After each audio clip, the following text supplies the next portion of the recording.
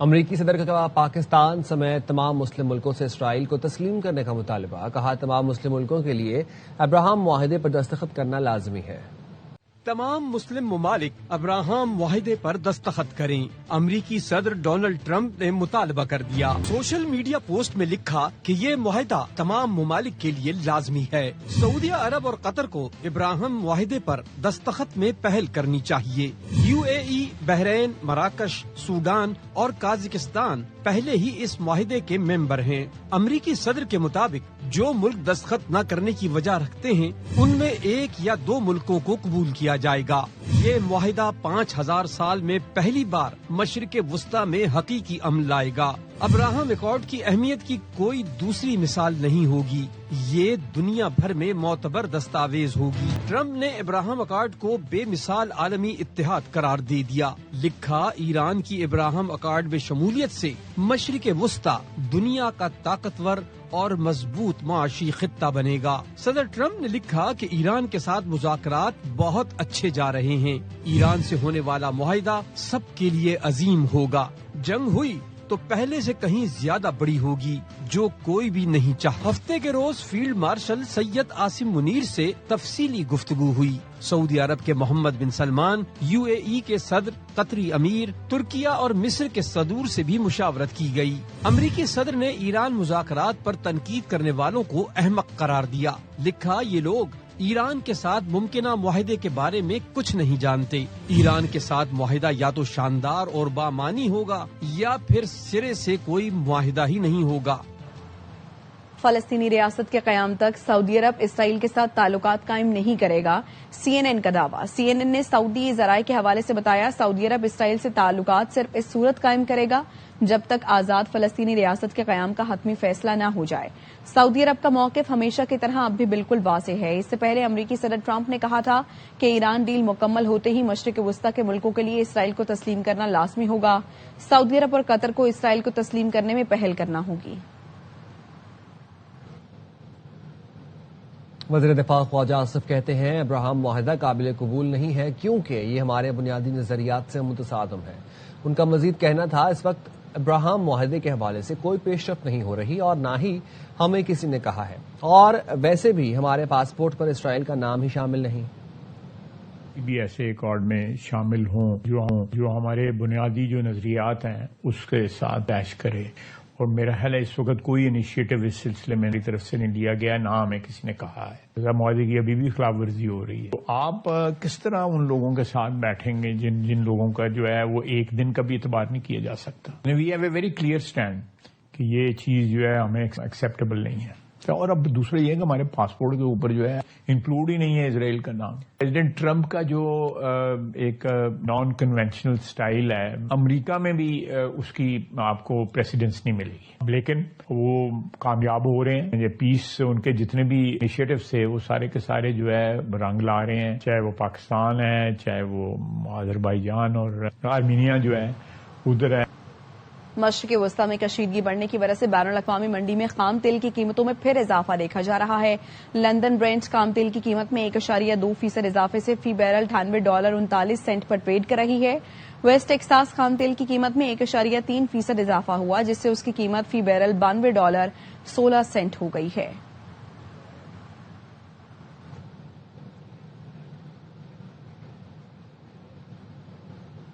آئندہ بجٹ میں حکومت نے آئل مارکیٹنگ کمپنیوں سے 72 ارب روپے ونڈ فال منافع واپس لینے کی تیاریاں شروع کر دی۔ وزارت خزانہ کے ذرائع کے مطابق FBR کے انکم ٹیکس ایکٹ کی شق 99D کے تحت ونڈ فال منافع پر ٹیکس لگایا جا سکتا ہے۔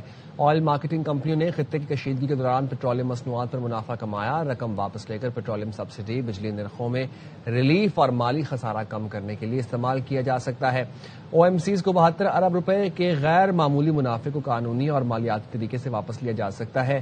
وزیر اعظم نے آئندہ وفاقی بجٹ کی تیاریوں کے لیے وزیر خزانہ کی زیر صدارت کمیٹی قائم کر دی۔ کمیٹی وزارتوں کی کارکردگی، ترقیاتی اخراجات، توانائی شعبے کے لیے اصلاحات پر سفارشات مرتب کرے گی۔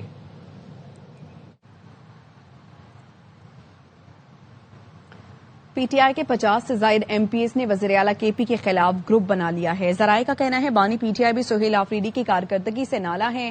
کے پی حکومت کے لیے بجٹ کی منظوری میں مشکلات کا خدشہ ہے. سہیل آفریدی نے محسن نقوی سے ملاقات بھی اسی مشکل سے نکلنے کے لیے کی تھی. مولانا فضل الرحمان سے بھی وزیر اعلیٰ کے پی نے حمایت مانگی ہے. قومی مذاکراتی کمیٹی کے سربراہ فواد چودھری کہتے ہیں ملک قومی حکومت کی جانب بڑھ رہا ہے. بجٹ کے بعد اس میں تیزی آئے گی. گرینڈ اپوزیشن الائنس کانفرنس بلانے جا رہے ہیں. مولانا فضل الرحمان پی ٹی آئی اور پیر پگارا کو بھی کانفرنس میں بلائیں گے.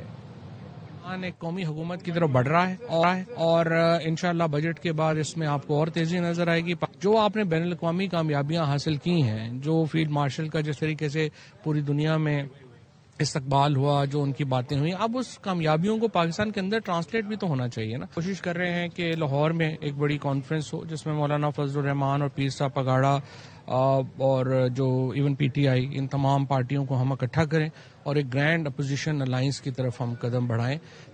پہلے آپ کو قومی حکومت ہی بنانی پڑے گی. میرے خیال میں تو اسپیکر نیشنل اسمبلی کے آفس میں ملاقات ہو سکتی ہے, چیئرمین سینٹ کے آفس میں بات جو ملاقات ہے وہ ہو سکتی ہے. پرائم منسٹر کے لیے اور اپوزیشن کے لیے آفیسز جو ہیں وہ موجود ہیں, لیکن بات چیت کا آغاز جو ہے جو لگ رہا ہے کہ ہوا ہے, یہ ایک مثبت بات ہے. کراچی کے علاقے سعود آباد میں بہن اور بہنوئی کے قتل میں ملوث گرفتار ملزم ساجد نے ویڈیو بیان میں کہا ہے, میں نے غیرت کے نام پر بہن کو قتل کیا ہے اور عید کے بعد بہن کی عابد گوپانگ کے ساتھ شادی تھی مگر وہ گھر سے چلی گئی. نذیر شاہ ہمارے ساتھ موجود ہیں. نذیر, بتائیے کیا کہنا تھا مزید اس کا؟ دیکھیں, سعود آباد کے علاقے میں گزشتہ روز ایک گاڑی پر دن دہاڑی فائرنگ کا واقعہ پیش آیا تھا, جس میں بعد میں پتہ چلا کہ یہ بھائی نے غیرت کے نام پر بہن اور بہنوں کو قتل کیا, جس کا ویڈیو بیان ARY نیوز نے حاصل کیا, جس کا کہنا ہے کہ میں پانی کے پلانٹ پر اپنے بھائی کے ساتھ کام کرتا ہوں اور والد سیکیورٹی گارڈ ہیں. ہم 2 بھائی اور 4 بہنیں اور اپنی جو چھوٹی بہن ہے اس کو غیرت کے نام پر قتل کیا. عید کے بعد بہن کی گوپانگ کے ساتھ شادی تھی. 3.5 لاکھ روپے میں گوپانگ نے بہن کو خریدا تھا, لیکن وہ کسی اور کے ساتھ بھاگ گئی اور عید کے بعد شادی ہوئی. اس نے پہلے ہی اپنی پسند کی شادی کر لی تھی. اس کا کہنا ہے کہ گزشتہ روز جب فائرنگ کا واقعہ پیش آیا تو میرے ساتھ موٹر سائیکل پر امجد تھا اور میرے پاس نانے میں پستول تھا. میں نے 7 گولیاں چلائی, جس کے بعد جب میں دونوں کو قتل کر دیا تو وہاں سے فائرنگ کے بعد میں ایوب گوٹ جبکہ امجد قمر شہزاد گوٹ فرار ہو چکا ہے. پولیس کی جانب سے ملزم کا جو اقبالی بیان ہے وہ حاصل کر لیا گیا. جو فرار ہونے والا جو ساتھی ملزم ہے اس کی گرفتاری کے لیے بھی چھاپے مارے جا رہے ہیں. جی شکریہ آپ کا. غیرت کے نام ان کا بھی شادی تھا کے میں بات پکی ہو گئی, پھر یہ نکل گئی سر گھر سے. پھر کورٹ پہ آج ملاقات ہوئی. ساتھ کے ساتھ کون تھا بائک پہ آگے امجد گاڑی چلا رہا تھا جی. تو گولی کس نے ماری؟ میں نے. کون سا پستول تیرے پاس؟ 9mm تھا. کتنے راؤنڈ فائر کیے تھے؟ 7. پھر کہاں گئے تم یہاں سے مارنے کے بعد؟ ایوب گوٹ میں گئے. اور امجد کہاں ہے؟ امجد بھاگ گیا کمبر. وزیر اعظم شہباز شریف چین کا 4 روزہ دورہ مکمل کر کے وطن واپس روانہ ہو گئے. چین CEC تعاون سیکریٹریٹ کی سیکریٹری جنرل نے وزیر اعظم کو الوداع کیا. واپس آئیں گے ایک بریک کے بعد. ساتھ رہیے گا.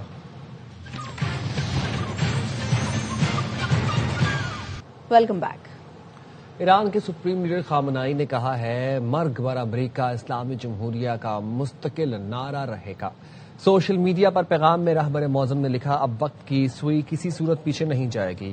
خطے کی غیور قومیں اور سرزمین اب امریکی فوجی اڈوں کے لیے ڈھال نہیں بنیں گی. خلیج میں امریکی شرارتوں کے لیے اب کوئی محفوظ پناہگاہ باقی نہیں بچی. فوجی اڈوں کے خاتمے سے امریکہ خطے میں سابقہ حیثیت سے دور ہوتا جا رہا ہے. ایران نے رمضان میں دوسری مسلط کردہ جنگ میں صہیونیوں کو بے بس کر دیا. دشمن ایران کو ہتھیار ڈالنے پر مجبور کرنے کے ہدف میں ناکام رہا ہے. تو بڑی عید کے لیے سرفراز احمد بھی پرجوش ہیں. ٹیسٹ ٹیم کے ہیڈ کوچ قربانی کے جانوروں کی خاطر تواضع میں مصروف ہیں. سرفراز ان کی خدمت کیسے کرتے ہیں اور کیا نام رکھے ہیں, بتائیں گے حذیفہ خان.